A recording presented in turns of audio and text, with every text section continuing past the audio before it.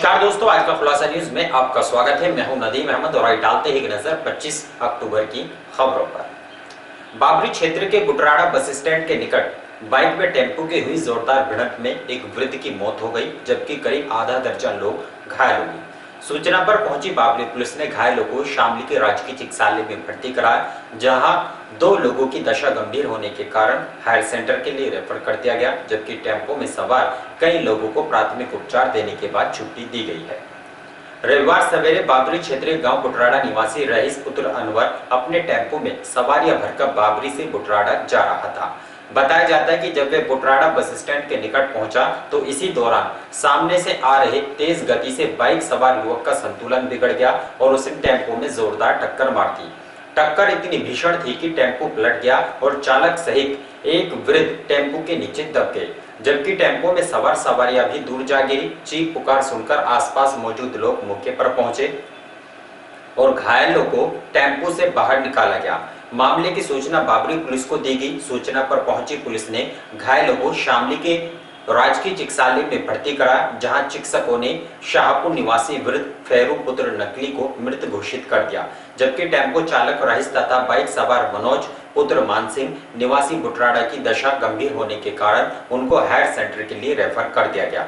इसके अलावा टेम्पो में सवार राधा, संगीता, सुदेश के अलावा कई लोगों को चोटें आई, जिनको प्राथमिक उपचार देने के बाद छुट्टी दी गई है। कांधला पुलिस ने कस्बे के मोहल्ला राजातगान से अश्लील हरकतें करने वाले एक आरोपी युवक को गिरफ्तार किया है। पुलिस ने पकड़े गए आरोपी के खिलाफ संबंधित धाराओं में मुकदमा दर्ज कर जेल भेज दिया है।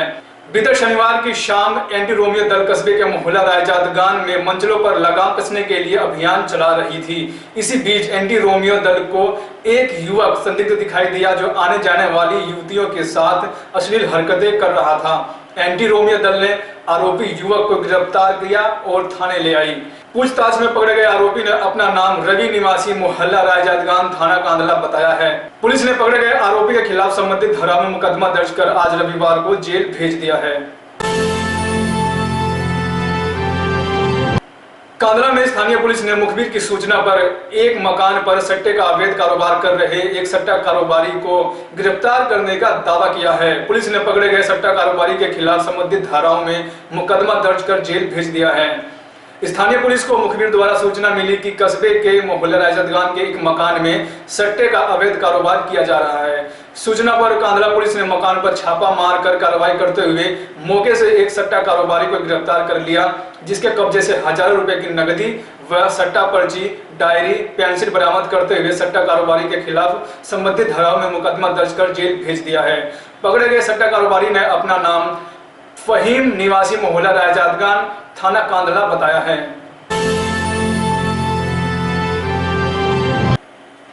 कैराना क्षेत्र के गांव मन्ना माजरा में बच्चों में हुए मामूली विवाद के बाद 2 पक्षों में संघर्ष हो गया, जिसमें ग्राम प्रधान पक्ष के लोगों ने दूसरे पक्ष पर फायरिंग कर दी, जिसमें एक युवक को गोली लगी है, जिसमें एक किशोरी सहित 3 लोग छड़े लगने से घायल हुए हैं। सूचना पर पहुंची कैराना पुलिस ने घायलों को शामली के राजकीय चिकित्सालय में भर्ती कराया, जहां गोली लगे युवक की दशा गंभीर होने के कारण उसको हायर सेंटर के लिए रेफर कर दिया गया। रविवार सवेरे कैराना क्षेत्रीय गांव मन्ना माजरा में सवेरे नमाज पढ़ने जा रहे 2 पक्षों असजद पुत्र जबरदीन व ग्राम प्रधान सरवेज पक्ष के तासीम कामिल इस्लाम तौसीक इखलाक पक्ष के लोगों में बच्चों के विवाद को लेकर झगड़ा हो गया। आरोपी के कुछ घंटों के बाद ग्राम प्रधान पक्ष के लोगों ने असजद के घर में घुसकर हमला बोल दिया और फायरिंग शुरू कर दी, जिसमें असजद गोली लगने से घायल हो गया, जबकि सानिया, तौसीक, वाजिद छड़े लगने से घायल हुए। सूचना पर पहुंची कैराना पुलिस ने घायलों को शामली के राजकीय चिकित्सालय में भर्ती कराया, जहां असजद की दशा गंभीर होने के कारण उसको हायर सेंटर के लिए रेफर कर दिया गया।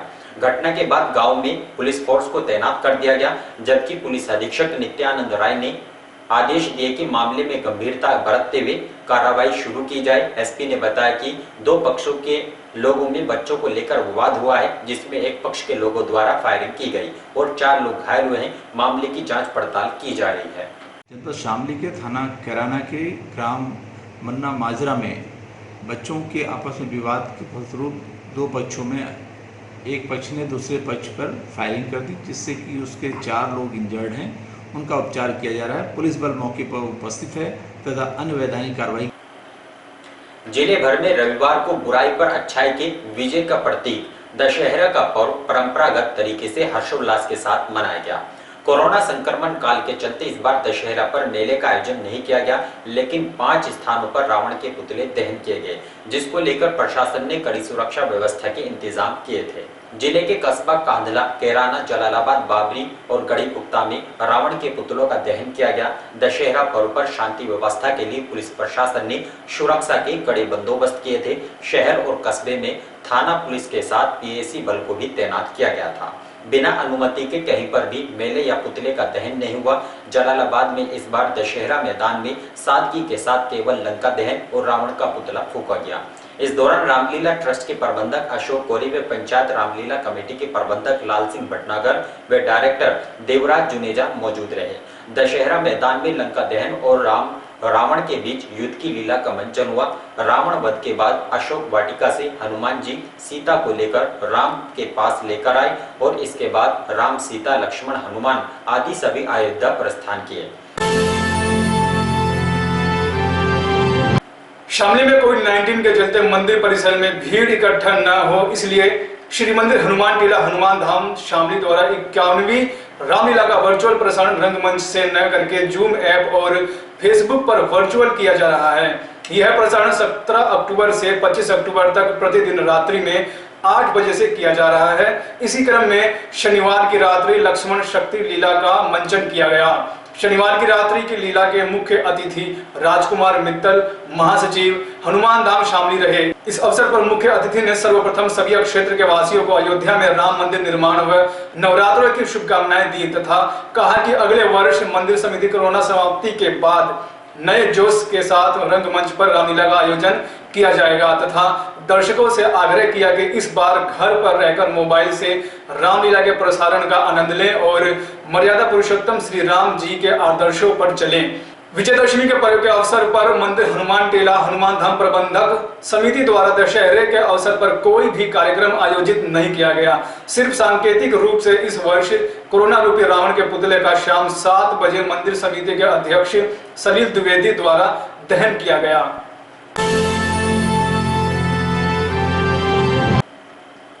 क्षेत्र के गांव अकबरपुर सुनेटी में उत्तर प्रदेश निर्माण संगठन द्वारा पश्चिम उत्तर प्रदेश को अलग राज्य घोषित करने की मांग को लेकर एक वर्कशॉप का आयोजन किया गया, जिसमें पश्चिम उत्तर प्रदेश को अलग राज्य बनाए जाने की रणनीति तैयार की गई। रविवार को क्षेत्र के गांव अकबरपुर सुनेटी में उत्तर प्रदेश निर्माण संगठन द्वारा एक वर्कशॉप का आयोजन किया गया। वर्कशॉप में मुख्य अतिथि के रूप में पहुंचे संजीव मलिक ने कहा कि पश्चिम उत्तर प्रदेश को अलग प्रदेश बनाने के लिए आगे की रणनीति बनाई जाए। पश्चिमांचल में 21 जिलों को मिलाकर अलग प्रदेश बनाने की मांग सरकार से लगातार की जा रही है।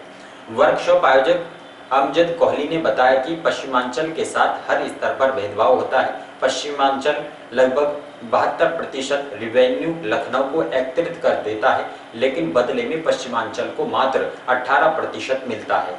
आज पश्चिमांचल को सरकार का सबसे महंगा न्याय मिलता है। पश्चिमांचल के जिलों से इलाहाबाद की दूरी 850 किलोमीटर पड़ती है। यही नहीं, आजादी के समय देश में लगभग 15 राज्य थे, आज 28 हो गए हैं, लेकिन उत्तर प्रदेश जैसा संसार की 5वीं बड़ी आबादी वाला राज्य किसी को नजर नहीं आया। उन्होंने बताया कि इस समय प्रदेश में 15 यूनिवर्सिटी हैं, जिसमें से पश्चिमांचल को मात्र 3 यूनिवर्सिटी ही मिली हैं। यही हाल मेडिकल कॉलेजों का भी है। 30 राजकीय मेडिकल कॉलेजों में से मात्र 3 मेडिकल कॉलेज ही पश्चिमांचल को मिले हैं। और इन्हीं खबरों के साथ समाचार बुलेटिन यही समाप्त है।